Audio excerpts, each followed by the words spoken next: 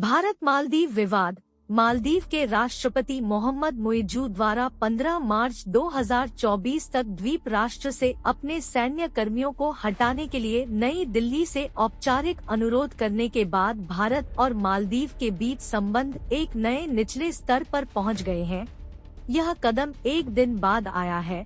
मुइज्जू भारत के क्षेत्रीय प्रतिद्वंद्वी चीन से लौटे और भारत के प्रति आलोचनात्मक टिप्पणियां की। सितंबर में द्वीप पर भारत के प्रभाव को कम करने के अभियान के तहत मुइज्जू के सत्ता में आने के बाद से भारत और मालदीव के बीच तनाव बढ़ रहा है। मुइज्जू को चीन के साथ घनिष्ठ संबंध साझा करने के लिए जाना जाता है। भारत और चीन दोनों ने वैकल्पिक रूप से छोटे द्वीप देश में प्रभाव के लिए प्रतिस्पर्धा की है। मालदीव के बुनियादी ढांचे को उन्नत करने और इसे ऋण देने में भारी निवेश किया है। वैश्विक पूर्व पश्चिम शिपिंग लेन देश की 1192 छोटे मूंगा द्वीपों की श्रृंखला से गुजरती है, जो लगभग 800 किलोमीटर तक फैली हुई है। चीन और मालदीव ने पिछले हफ्ते मुइज्जू की बीजिंग की पहली राजकीय यात्रा के दौरान व्यापक रणनीतिक सहकारी साझेदारी पर सहमति जताते हुए अपने संबंधों को उन्नत किया, जो एशियाई दिग्गजों के लिए मालदीव में अपने निवेश को बढ़ाने के लिए मंच तैयार करता है। विश्व बैंक के आंकड़ों के अनुसार मालदीव पर चीन का 1.37 अरब डॉलर या उसके सार्वजनिक ऋण का लगभग 20% बकाया है। मालदीव में क्यों तैनात है भारतीय सेना? मालदीव भी भारत की नेबरहुड फर्स्ट नीति के सबसे बड़े लाभार्थियों में से एक है। मालदीव हिंद महासागर क्षेत्र (IOR) में भारत का प्रमुख समुद्री पड़ोसी है और नरेंद्र मोदी के नेतृत्व वाली केंद्र सरकार की सागर क्षेत्र में सभी के लिए सुरक्षा और विकास और पड़ोसी प्रथम नीति जैसी पहलों में इसका विशेष स्थान है। मालदीव ने भारत के लिए अपने सैनिकों को वापस बुलाने के लिए 15 मार्च की समय सीमा तय की है।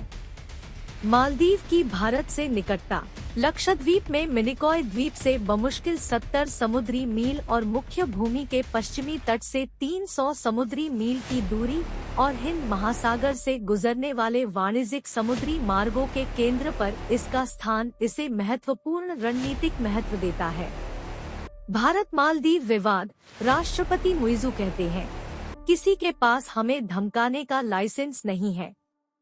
भारत मालदीव में रडार, हेलीकॉप्टर और विमानों का संचालन और रखरखाव करता है, जिनमें से कुछ का उपयोग चिकित्सा निकासी के लिए किया जाता है।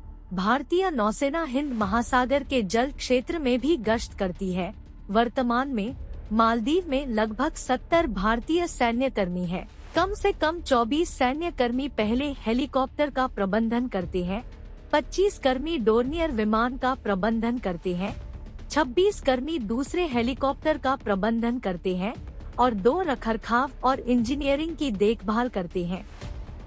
भारतीय सेना की ज्ञात गतिविधियों में भारत द्वारा दान किए गए 2 विमानों का संचालन और समुद्र में फंसे या आपदाग्रस्त लोगों के बचाव में सहायता करना शामिल है। मालदीव भारतीय सैनिकों को बाहर क्यों चाहता है?